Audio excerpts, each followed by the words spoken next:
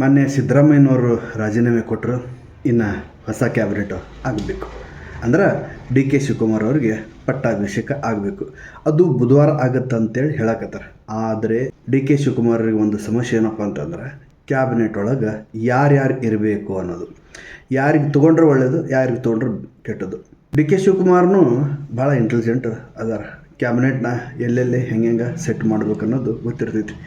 ಇಷ್ಟೆಲ್ಲ ಸಾಹಸಪಟ್ಟು ಮುಖ್ಯಮಂತ್ರಿ ಆಗಲೇಬೇಕು ಅಂತ ಪ್ರಯತ್ನ ಪಟ್ಟರು ಡಿ ಕೆ ಶಿವಕುಮಾರ್ ಅವರು ಎಕ್ಕಸಿತ್ ಒಂದು ಕ್ಯಾಬಿನೆಟ್ ಮೇಂಟೈನ್ ಮಾಡೋಕ್ಕಾಗಲ್ಲ. ಎಸ್, ಡೆಫಿನೆಟ್ಲಿ ಅವ್ರು ಮಾಡ್ತಾರೆ. ಮೋಸ್ಟ್ಲಿ ಅವರು ಒಂದು ಕೋರ್ ಕಮಿಟಿ ಮಾಡ್ಕೋಬೋದು ಅಂತ ಅನಿಸುತ್ತೆ. ಕೋರ್ ಕಮಿಟಿ ಅಂತಂದ್ರೆ ಒಂದು 10 ಜನ ಮೆಂಬರ್ಸ್ ಇರ್ತಾರೆ, ವಿಶೇಷವಾಗಿ ಒಂದು 10 ಜನ ಮೆಂಬರ್ಸ್ ಇರ್ತಾರೆ. ಆ ಕೋರ್ ಕಮಿಟಿ ನಿರ್ಣಯನ ಎಕ್ಸೆಪ್ಟ್ ಮಾಡಬೇಕಾಗುತ್ತೆ. ಉದಾಹರಣೆ, ರಾಜ್ಯ ಸರ್ಕಾರದೊಳಗೆ ಕ್ಯಾಬಿನೆಟ್ ಲೆವೆಲ್ ಅಂತಿರ್ತಾರಲ್ಲ, ಆ ಥರನ ಕೇಂದ್ರ ಸರ್ಕಾರದೊಳಗೂ ಕ್ಯಾಬಿನೆಟ್ ಲೆವೆಲ್ ಅಂತಿರ್ತಾರೆ. ಕ್ಯಾಬಿನೆಟ್ ಅಂದರೆ ಒಂದು 10 ಜನರು ಅಷ್ಟೇ ಇರ್ತಾರೆ ಕೇಂದ್ರದೊಳಗೆ. ಅದೇ ಥರ ಇಲ್ಲೂ ಕ್ಯಾಬಿನೆಟ್ ಇದ್ರೂ ಒಂದು ಕೋರ್ ಕಮಿಟಿ ಅಂತ ಸಪ್ರೇಟಾಗಿ ಮಾಡಿಕೊಂಡ್ರೆ ಒಬ್ಬ ವ್ಯಕ್ತಿ ನಿರ್ಧಾರ ತೊಗೊಳೋದಕ್ಕೂ 10 ಜನರು ನಿರ್ಧಾರ ತೊಗೊಳೋದಕ್ಕೂ ವ್ಯತ್ಯಾಸ ಆಗ್ತಿರ್ತೈತಿ.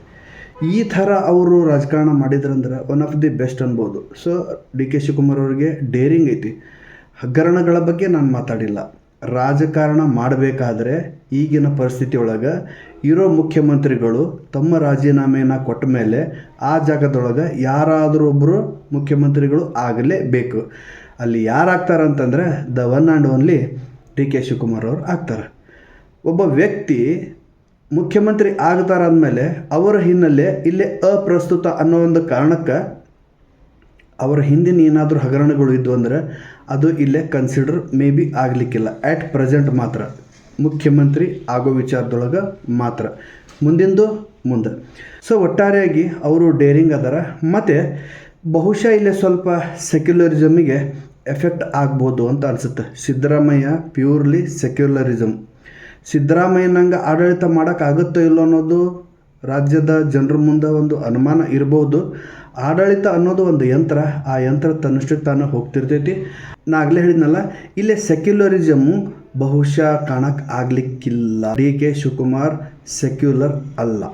ಹೀಗಾಗಿ ಅದು ಒಂದು ವಿಚಾರನ ಅವ್ರು ಹೆಂಗೆ ಬ್ಯಾಲೆನ್ಸ್ ಮಾಡ್ತಾರೆ. ಉಪಮುಖ್ಯಮಂತ್ರಿ ಬೇರೆ, ಮುಖ್ಯಮಂತ್ರಿ ಬೇರೆ.